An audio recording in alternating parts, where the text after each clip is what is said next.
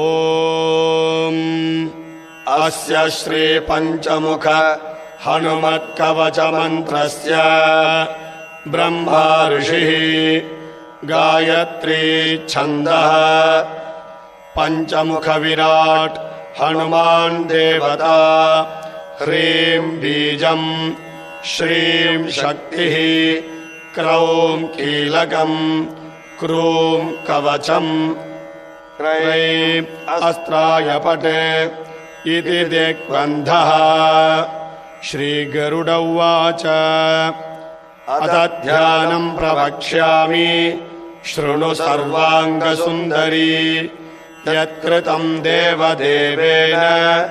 ध्यानं हनुमतः प्रियम् पञ्चवक्त्रं महाभीमं त्रिपञ्चनयनैर्युतम् बाहुभिर्दशभिर्युक्तम्